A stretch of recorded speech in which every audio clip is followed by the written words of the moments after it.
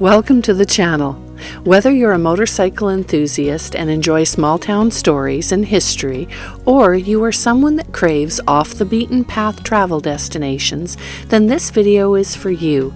It is packed with insights and will take you through desert highways, ghost towns, and abandoned places that made our journey from Canada across America unforgettable. Come along for part 10 in Tonapah, Nevada, as we ride to Mono Lake, Yosemite, and motorcycle camping into California.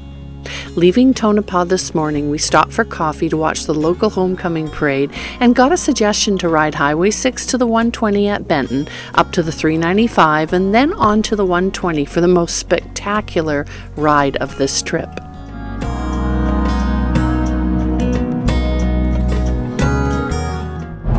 A very bit of a late night riding through the desert last night, but we are in Tonapah, and it is absolutely a cute little town.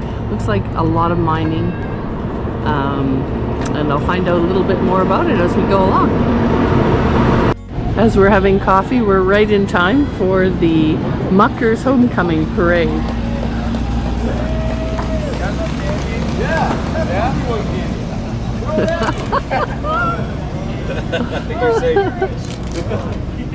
Lots of candy. I love how the police came through, and as they came through, they were in a one of these Rangers across the street. Thank you.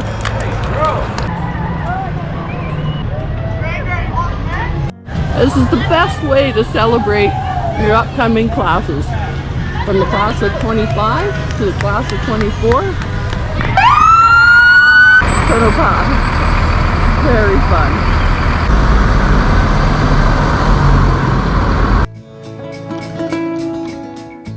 Rooted in the mining boom of the late 1800s, this quickly became one of the most prosperous silver mining towns in the West.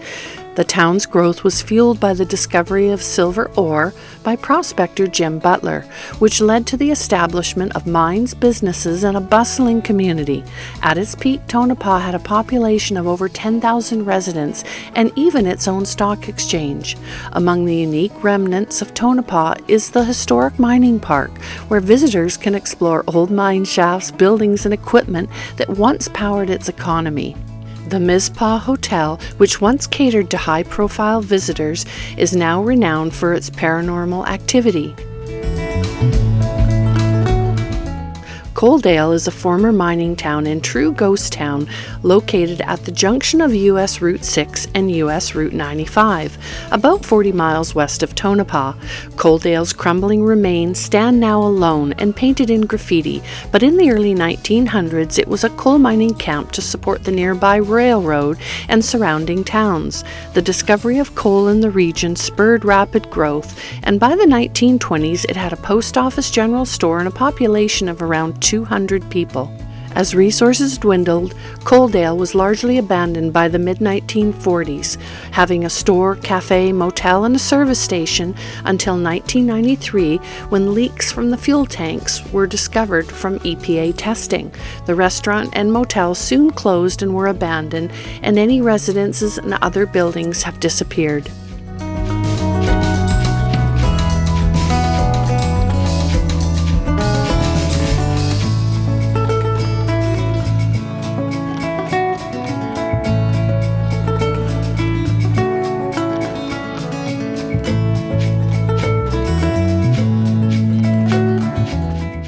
Benton Hot Springs has been used for centuries, first by the Paiute people for its healing waters.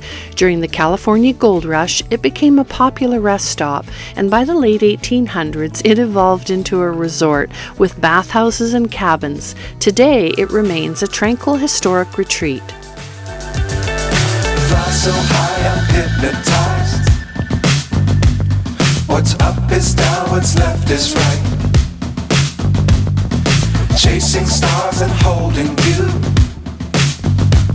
I can't see the end, but we'll see it through.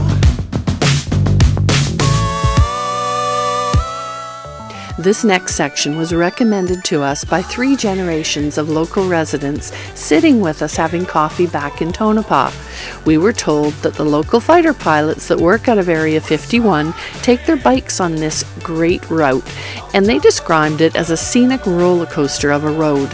And it literally is. You drop into a hole and you go straight up and over the other side, over and over again. And then they throw in a curve every once in a while, just for fun and to keep you on your toes. Fly forever if you keep it tight. Love the world but keep the sky on your mind.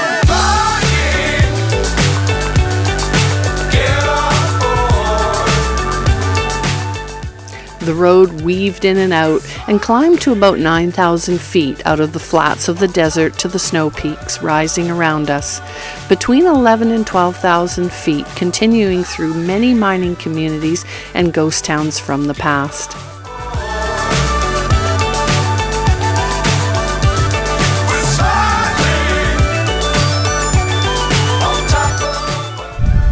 We're on the 120 in the wind, headed for the 395, and you can see the snow on the mountain peaks beyond us, which is about 12,000 feet. I think we're up around 8 right now.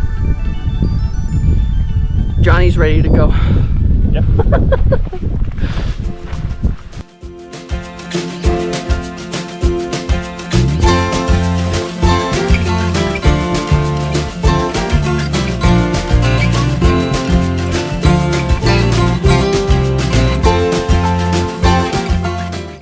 Mono Mills, located near Bodie, California, is a fascinating site of the late 1800s, and it was a crucial stop on the way to the once thriving mining town of Bodie.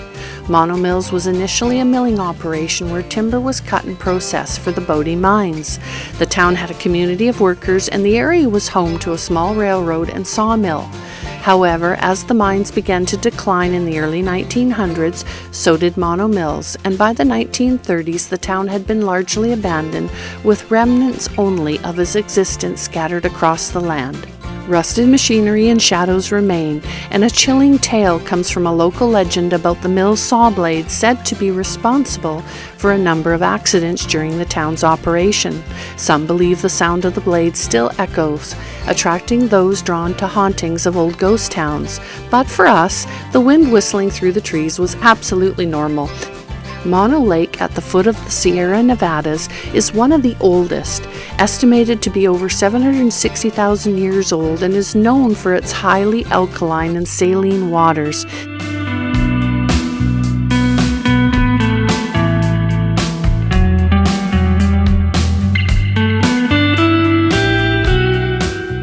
Just before entering the park, we had one quick stop for gas at almost $7 a gallon. It was a bit of a surprise. We had a quick lunch and then rode towards Yosemite and found the first 12 miles just before you enter that east entrance to be quite spectacular as we hit that first mountain range. The park was pretty quiet, which made it an exceptionally easy ride.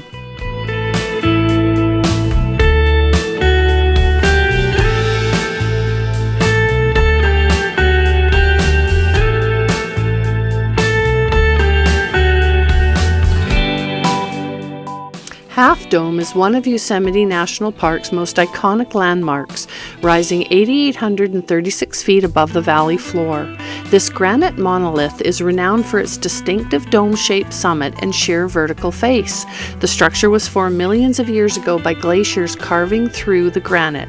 A popular hike, the Half Dome Trail, challenges adventurers with a 16-mile round trip and the infamous cable-assisted ascent to the top.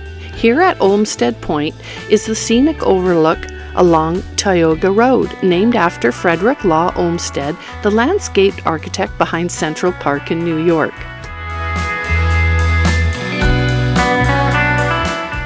Originally known as Goat Town and another significant mining community where gold was discovered, Groveland is preserved by local museums, historic buildings, and whispers of lost souls of the abandoned mines. The Groveland Hotel, which dates back to 1857, has reported eerie occurrences over the years, such as footsteps, flickering lights, and objects moving on their own. Locals believe the hotel is haunted by the spirits of miners who met untimely deaths or women who once worked in the area.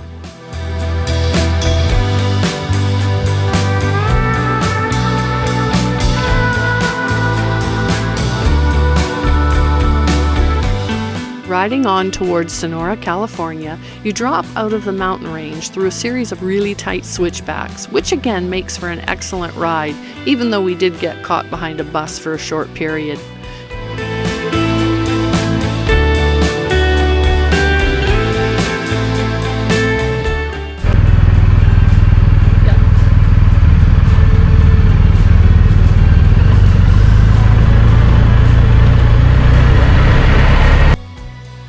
Tonight we are hammock camping, and we put up the electric bear fence around our camp after finding a lot of scat nearby. Waking up to hummingbirds, woodpeckers, and some of the sweetest mountain birds that are crazy friendly. But then, of course, Jonathan is trying to chase me out of my comfy hammock with his drone. I love lazy mornings.